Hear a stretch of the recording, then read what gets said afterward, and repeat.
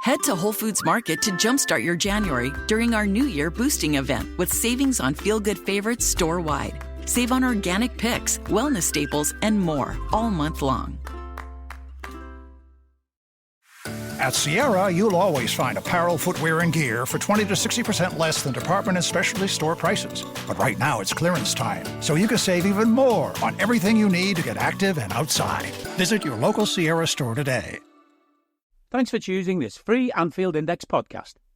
If you'd prefer to listen to this or any of our other shows without adverts, then now's the time to check out Anfield Index Pro. With AI Pro, you can supercharge your entire listening experience. You'll not only get all of our podcasts without the ads, but you'll have them far faster with our Quick Publish feature available exclusively for subscribers. AI Pro also puts you in the heart of our sound studio, with an option to listen to many of our shows live and interact with the podcasters in real time as the shows are recording. Upgrading couldn't be easier. AI Pro is available on all popular podcast platforms. Just head on over to AnfieldIndexPro.com and get started today. Hello everyone, and welcome back to the Transfer Committee podcast here on Anfield Index Pro. I'm Harry Sethi, and with 2025 underway and the Reds having gotten off to a sluggish start, the new year also brought with it an unwelcome bid from Spanish giants and perennial irritants Real Madrid, with Carlo Ancelotti's side looking to unsettle one Trent Alexander-Arnold.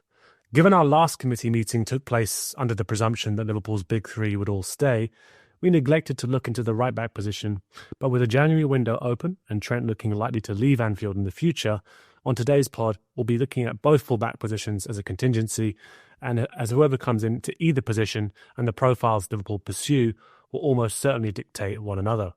So that's right, today we'll be looking at left-backs and right-backs as we ponder who might replace the two most creative defenders in the Premier League's history.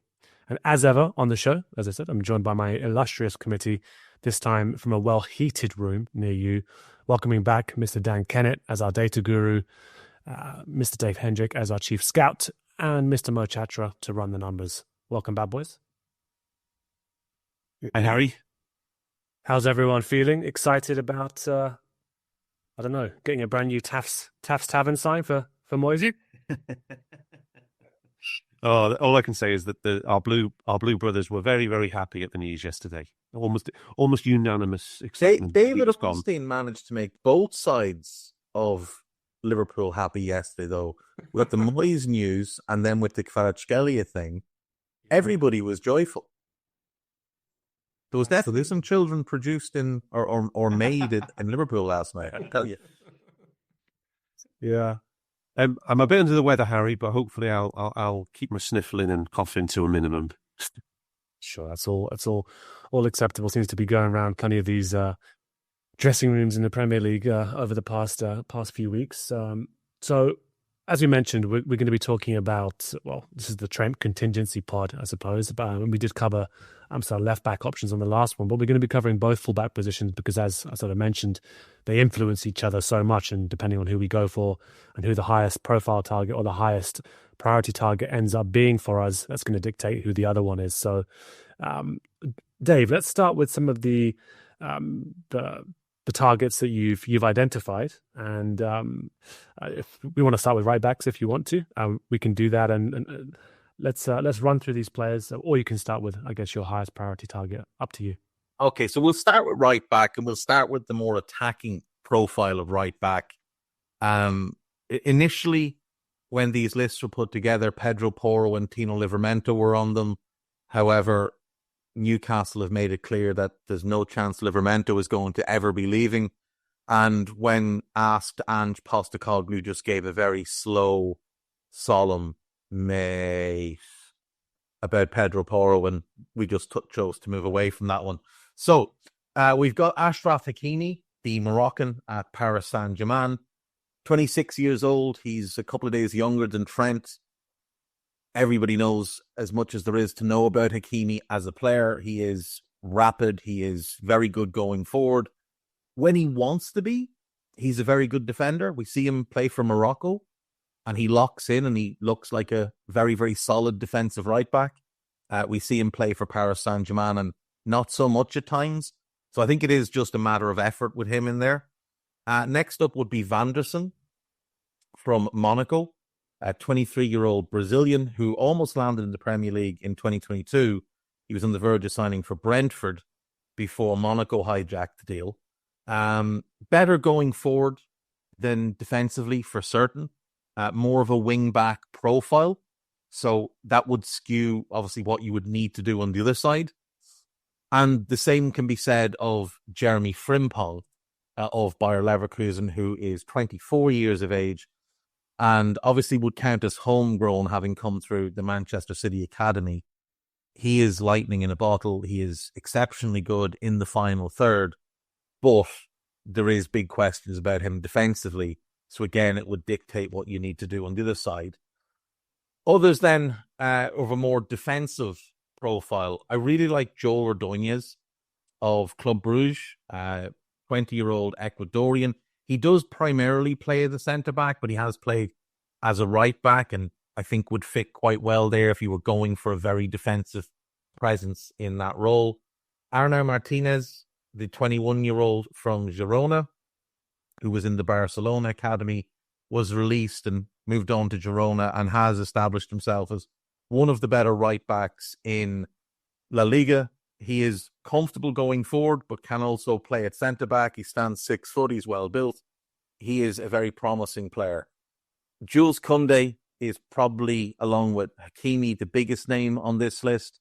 Again, 26. Again, I think he's 2 weeks younger than Trent. But he is an outstanding defensive right-back. He is somebody that wants to play centre-back, but is too small to play centre-back for any serious team with real ambitions of winning anything. Plays right back for France next to Ibu, so they've got an existing relationship. And with Barcelona's financial situation and their love of Luis Diaz, maybe there's something that could be done there. But the top scouting pick is going to be Bafode Diakate of Lille, who is a very versatile defender, can play all across the back line.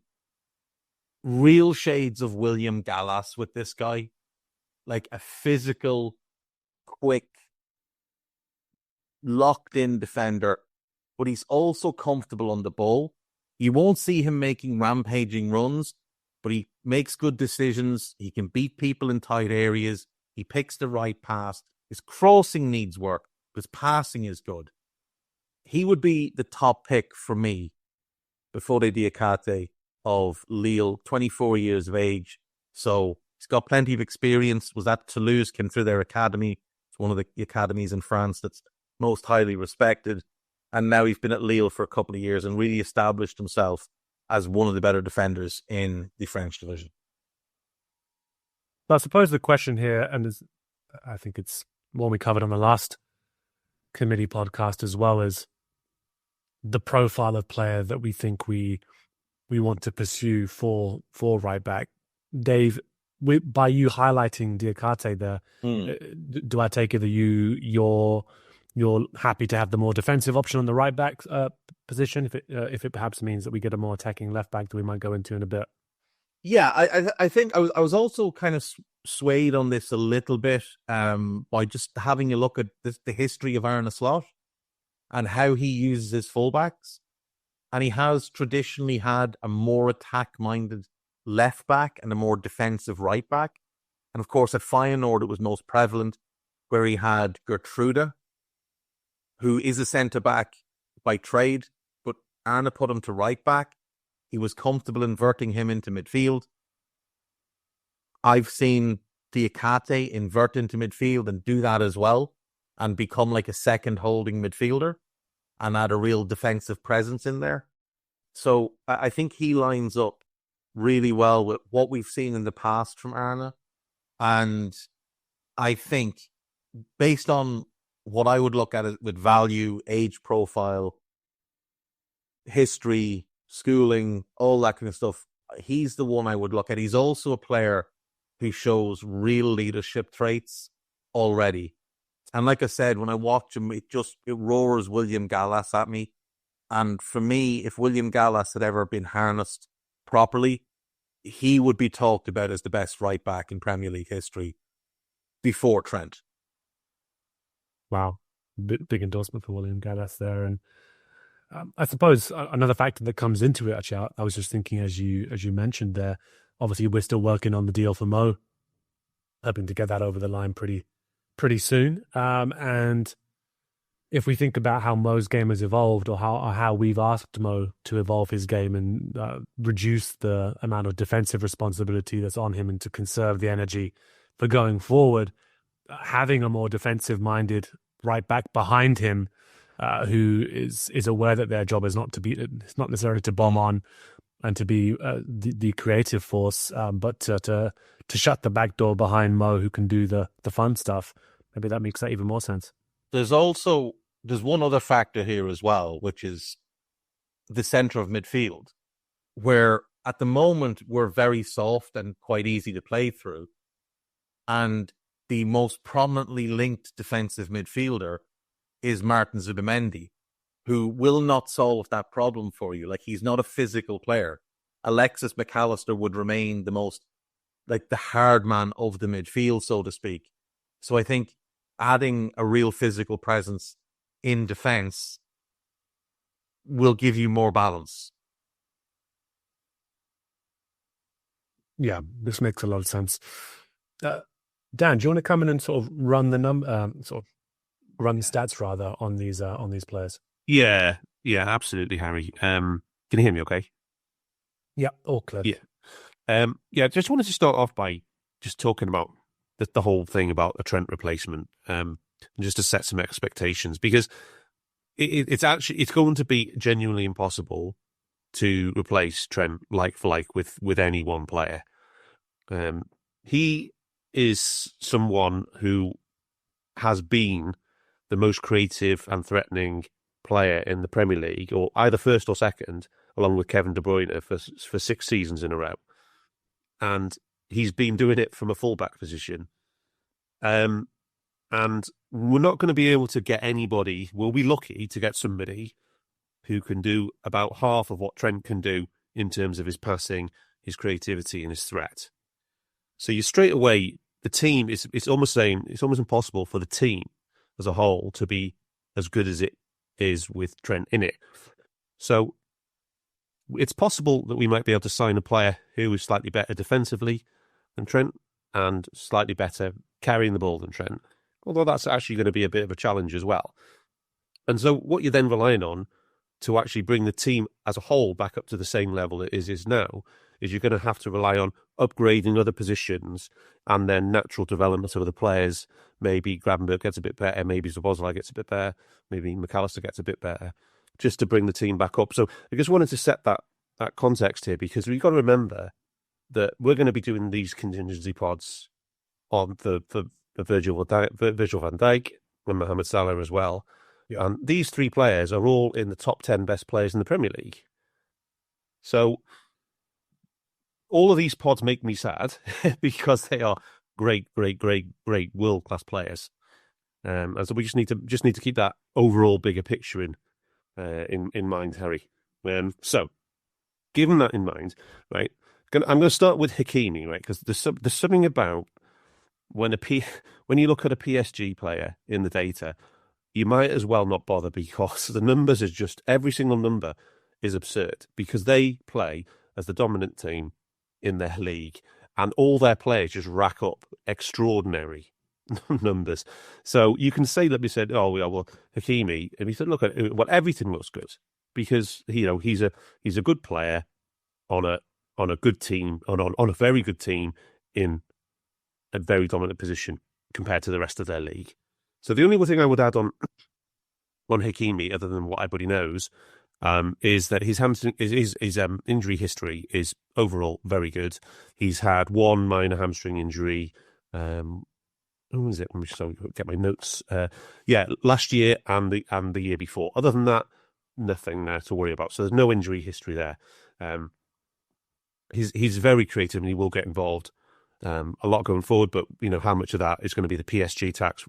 It's a very, very difficult thing to do. One of the best examples of this was the creative midfielder, Dave, the third midfielder, Paris, who went to Italy. He was one who always just stood out in all the data in France, but he really didn't produce it as much in other leagues. Can't remember the chap's name now. Yeah, he was a kind of third midfielder, kind of. Oh, Rabiot. Yeah, Rabiot. Yeah, yeah. His numbers were just unbelievable for PSG. Yeah, because he looked like the second coming of Redondo for PSG, and then he went to Juve and was distinctly average. And now he's back playing for Marseille, and he looks really good again because the French league isn't very good. So you always have to bear that in mind. Van der Sar, I'm going to rule him straight away on the data side because this was meant to be. It was down as the attacking list, but there's nothing in anything that really stands out on the attacking side in his numbers, particularly compared to the other names on the list. He's actually got very good volume of tackles and interceptions for his Monaco team, and his aerial duels are really poor. He's also got quite a questionable injury record. So I'm just going to get his details up. He's missed. He missed 8 games last season, and he missed 8 games the season before. So not the greatest injury record of anybody on this list either. Jeremy Frimpong is in terms of intensity, he is the best one. He is absolutely, as Dave said, he's lightning. He's rapid. He would probably be straight away in our top 3 quickest players. And he's incredible at making sprints. And we all know the importance of high-speed runs and sprints in the Premier League. His injury record is also outstanding. But as Dave said, there are questions about all his defensive work and his aerial work because he's so small is downright bad as well. I would ask Dave and the scouting team, how often has he actually played in a back 4 rather than a back 5? Not very often. He would have played in the back 4, obviously more before Alonso got there. He played in the back 4 at Celtic. So he would have a decent amount, but in the last 3 years, never. When Alonso has used the back 4, Frimpong has been played as a winger. Yeah. So Alonso's never trusted him there. Like, he's listed at 5'8". I would guess in his socks he's probably 5'6". Yeah, he's tiny. Yeah. To be honest, he's got like the same kind of dynamic intensity, Harry, as Milos Kerkez on the other side of it. Kerkez, I think, would probably be a lot cheaper. But Frimpong, yeah, but it's definitely got some strong attributes there. Jules Koundé, obviously, really solid, really good player. I don't know what the likelihood of this deal being made is, but if he's the pick, yeah, absolutely, really, really good. Obviously, very bomb-proof in injury as well. He's missed, I think he missed 1 game in 3 seasons. 8 games. He missed 8 games 2 years ago, and that was it. So very good there, and he's basically solid across the ball. And he's a pretty good 1v1 defender as well. So absolutely nothing wrong with Koundé. His just for context, his threat numbers in terms of how much his creativity and all round attacking threat is about half of Trent. So that's not bad in terms of that position. Hakimi's the best of the ones on the list. He's about 2/3 of Trent in terms of, or 3/4 of Trent on the threat side. But again, PSG tax. Arna Martinez looks very interesting. I think we've talked about on this pod before. Considering he is 6 foot and 21 years old, absolutely bomb-proof with injury as well so far, which is nice. No real weaknesses in his profile, and no standouts either. So another very solid pick, Martinez. Diakite at Lille. Now he does have some standouts. So. His injury history is a little bit more spotty. He missed 14 games last year, but his last soft tissue injury was actually 21-22 season. All his injuries since then have been bone related or joint related. I think he had a shoulder problem, which is a bit bizarre for a football player. I think Mo Salah in the Champions League final. This is MLS and U.S. soccer commentator Brian Dunseth here to tell you the only podcast you need to fulfill your weekly soccer needs. It's Week in the Tackle. And I'm Tom Rennie. We'll talk the Premier League title race, the Champions League, MLS expansionism, and the ongoing disappointments of our respective teams. It's all on Week in the Tackle. Didn't your West Ham just win a European trophy? Ah, that night in Prague. Sorry, what were we talking about? A Week in the Tackle available wherever you get your podcasts. Subscribe today so you don't miss a single episode. I don't need a VPN. I've got nothing to hide. Ha. This is what I used to tell myself before I hooked up with LibertyShield.com. Not only is my home internet now fully encrypted, but I can now access all the websites I want, whenever I want, and do so from absolutely anywhere. As a Liverpool fan, I love to know I can now watch every match, regardless of whether it's on UK TV or not. My Liberty Shield VPN makes sure nothing is blocked and guarantees me super fast streaming speed throughout that match. You can get connected right now with their software package, which includes a 48-hour no-obligation free trial and instant access to their apps for Apple, Android, Fire TV, PC, Mac and Android TV. Or go a step further like I have and get one of their pre-configured VPN routers. These small but powerful devices allow you to easily connect every device in your home to VPN, making it the perfect solution for smart TVs, Mac boxes, and games consoles. Visit LibertyShield.com today and use coupon code AIVPN25 to get 25% off at checkout. Yeah, he went up and landed, or I think he landed awkward off a jump. Yeah. Before that, he had a fibula injury and he had a dead leg, and he had a broken foot at one point that cost him a couple of games as well. Yeah, so it's not muscular. So there's no history of muscular injuries, which is always positive.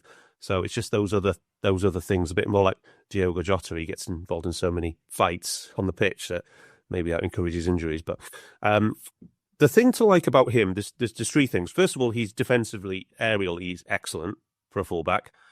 Really strong numbers there. His 1v1 defensive ability is excellent as well, because he is in the Champions League, right, Dave? Yeah, we'll be playing him soon. Yeah, and his passing, this was the biggest surprise when I looked at him. His passing, and it's not just a short pass. His short passing is recycling on point, but he's got long passing ability as well, Harry. This was really unexpected. So he's got very high long passing numbers. I mean, Lille aren't a dominant team. They qualified to the Champions League and they're doing well, but they're not a dominant team by any stretch. And his long pass completion is right there. So is this something that you've seen with him, Dave? When you've been watching him much, do you think his ability to progress the ball is that? Yeah, it's one of the standout things. It's like Koundé's probably a better ball carrier, but I think Diakate, because like the big thing you lose with Trent is the crossing and the passing, more so than like ball carrying. Even though he's more than good as a ball carrier. Yeah, Diakate doesn't have the crossing ability of Trent, but like there's maybe three players in the last 30 years of the Premier League: De Bruyne, Gerrard, and Beckham, and after that you're really struggling to match up with Trent. So I kind of threw that out and was looking for someone that, from a passing point of view, could be a line breaker for us, because we know we've got Virgil as a line breaker and Ibu's not. So I was looking for somebody else who could be. And this guy, like he does play at centre back quite a bit as well, so he's comfortable playing out. So he'd also give you more cover at centre back. Yeah, that's and he's big enough and strong enough to play centre. Oh yeah, 6 foot. He's 1 meter 84 and 74 kilos. So he's definitely robust enough for the Premier League in terms of his physique. Absolutely. Like he'll pick a ball up and he'll ping it to the left winger from right back, or he'll drive it low and hard into the striker's feet. But it's an accurate pass. It's not like, do you remember the Carragher chip that used to float in the general direction of one of our players?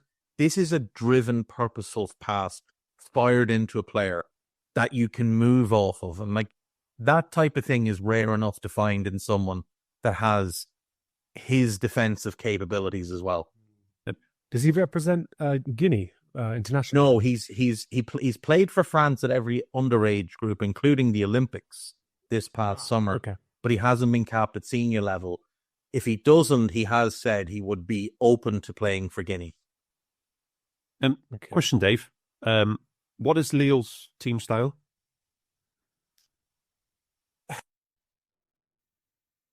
It varies because they've had a couple of different managers under while Diacate's been there. So they've played under Fonseca where they were more conservative, more defensive minded. Now you've got Genesio, who's a bit more of a pragmatic manager. So when there is a game where they can dominate possession, they're comfortable enough to do that. He took over this summer.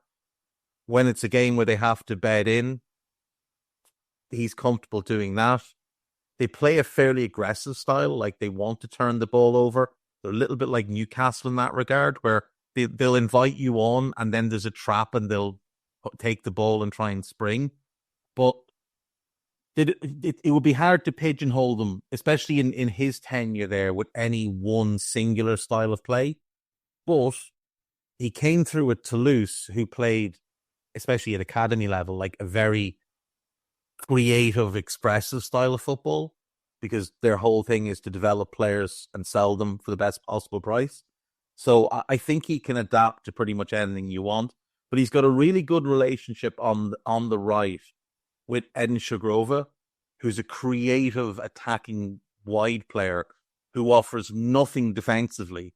And yet the right-hand side is not their weakness.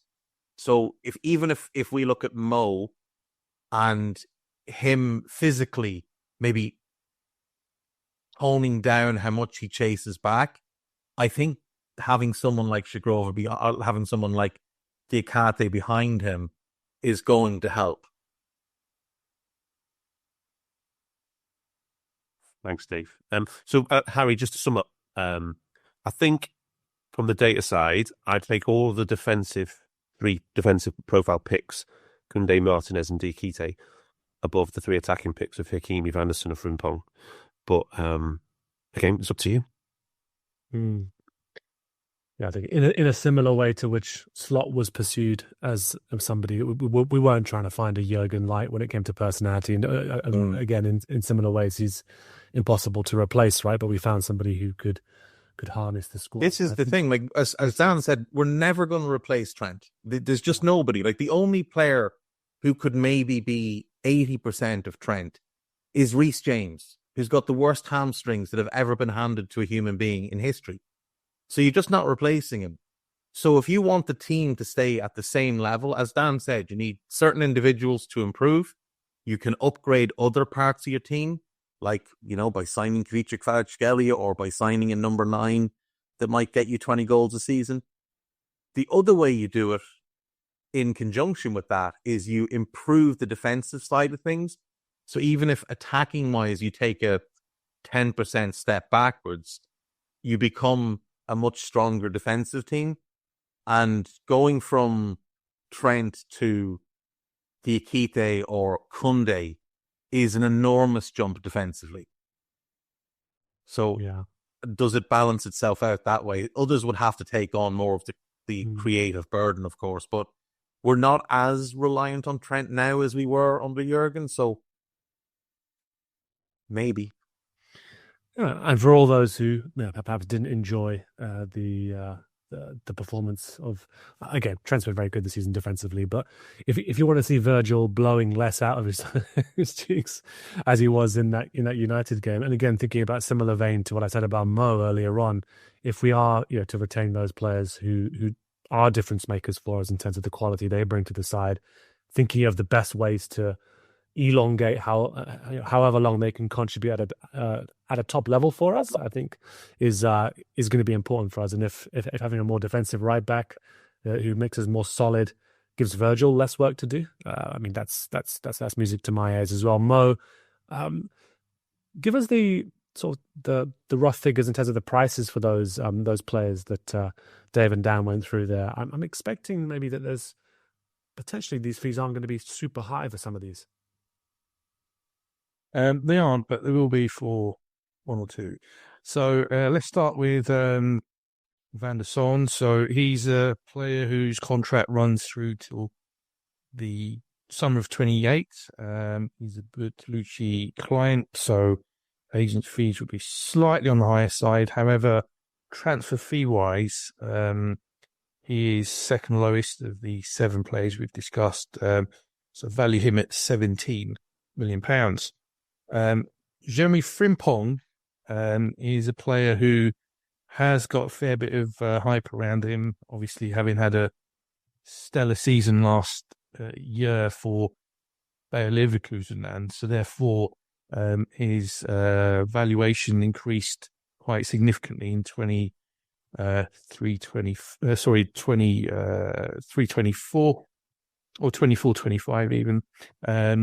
And he is a player that I value at £40 million. Wages wise, he did renew his contract just 15 months ago. So he is up to kind of a mid-range by our standards. So compared to Trent, he would be considerably cheaper, though there are other players that would potentially be able to come in on a slightly lower salary. Hakimi certainly would be at the top end salary-wise. He's on around 240,000 a week in terms of his basic wage with PSG. And it's an interesting situation in that PSG, their chairman El Khalifi, who has a key and significant role within UEFA, was one of the architects of the new cost control regulations, which are effectively bringing in some sort of soft salary cap, essentially, which take effect really from next season and look back over the last or the preceding 3 seasons, so 22-23, 23-24, 24-25, and PSG's wage bill in 21-22, preceding that 3-year period, was 100 million euros higher than the annual revenue. So it was about 730 million euros just for the wage bill alone, when their turnover was 630 million euros. And that was with the significant help of Qatari sponsors, who may or may not have some links to the ownership, allegedly. So PSG, therefore, have been looking at cutting back their wage bill quite significantly, hence why we've seen Neymar go, Messi go, and Mbappe go. And there are still some pretty hefty wages on the wage bill, and Hakimi's is one of them. So they may be tempted to shed that one. And therefore, I think that given his contract is up in 18 months' time in June of 26, though he is one of the top right backs in world football, I think that a figure of 45 million could actually be tempting for PSG. Then on to Ordonez. By contrast, certainly wages-wise, much lower. Agents' fees would be anything to worry about. Transfer fee-wise, Bruges are a club that don't generally sell players for premium values. There have been 3 or 4 in their time, but 20 million, I think, would be enough to get that deal done.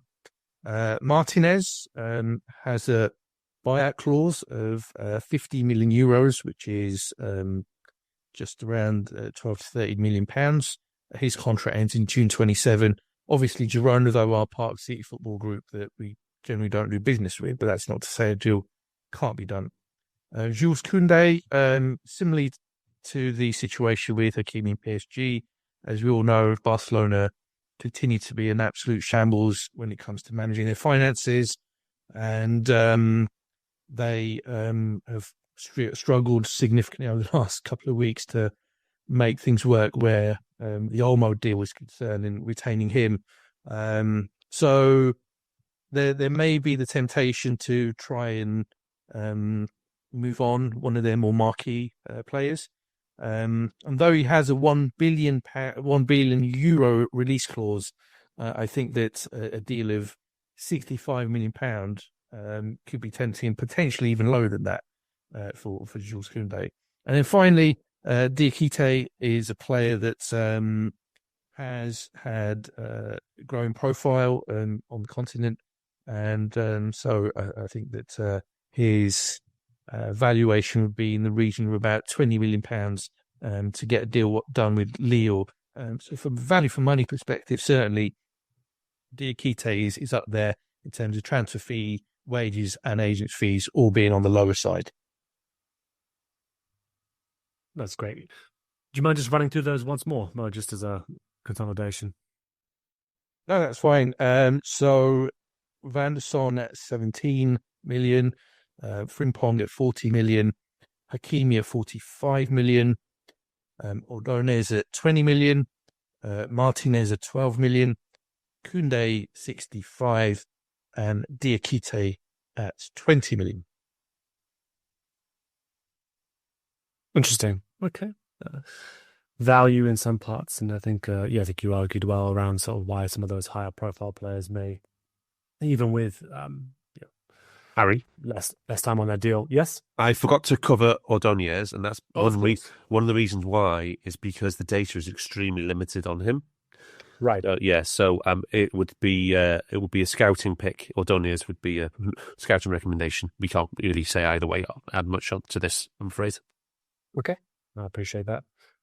Let's move over to the left back position then, because as we were saying here, obviously, whoever comes through the door as a right back is going to dictate the profile of the player that we look for in the left back position. And we did cover some of these already, and again, some of these have actually left the list since we last covered them on the previous committee pod. But Dave, do you want to go through some of the candidates for the other side? Hey guys, it's Eddie Gibbs from Anfield Index here. I hope you're enjoying this podcast, and I'm sorry to call time on the show before it ends. In the current climate, it's tougher than ever before to offer podcasts for free. At Anfield Index, we produce over 75 free shows every month, which I'm confident is unparalleled in the LFC sphere. Whilst we'd love to offer everything for free, the production costs now make this impossible. That said, we don't want to follow the model of other channels and lock all of our content behind a paywall. So what we've decided to do is to continue offering every show for free, but cut that offering to 30 minutes on our longer shows. So to get all of our shows in full and enjoy the best of everything we have to offer, we really hope you'll consider supporting the channel and signing up at AnfieldIndexPro.com. For about the price of 1 cup of coffee, you'll get every podcast in full with 0 ads. You'll also get access to our LFC VIP community, where you can enjoy live podcasts, engage with our podcasters, and chat with other Reds in real time. So that website again, AnfieldIndexPro.com. Join today. This podcast is part of the Sports Social Podcast Network.